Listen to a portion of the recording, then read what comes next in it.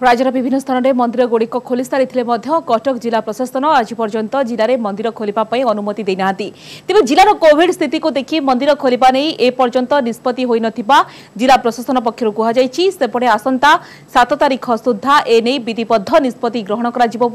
कटक जिलापाल कहते एसत मंदिर खोलने पूर्व एक एसओपी जारी एवं कोविड गाइडलाइन मध्य पर्यायक्रमे जिलार मंदिर गुड़ी श्रद्धालु मान दर्शन खोल जिलापाल सूचना देते तेज जिला प्रशासन सूत्र मिलता सूचना मुताबक मां भट्टारिका मां चर्चिका भट्टारिका और धबलेश्वर मंदिर को प्रथम पर्यायर खोल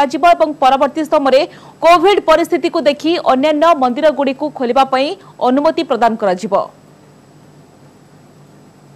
वर्तमान पर्यंत आमे मंदिर खोलिबा उपरे कोनोसी निष्पत्ति नहीं नाहु ताकू विभिन्न दिगरु आमे आलोचना करूचु एवं कोविड रो स्थिति को मध्य परखुचु। कोविड आमर जिले में कमिची किंतु संपूर्ण भाव में मूलोत्पाटन है नाही किछि जगार मध्य आमे देखि पारुचु। सेहिति पई आमे वर्तमान आउ 2-3 दिन अपेक्षा करिबु एवं तापरे कोविड नियम मानी किछि मंदिर खोलिबार गोटे निष्पत्ति नियाजिबो।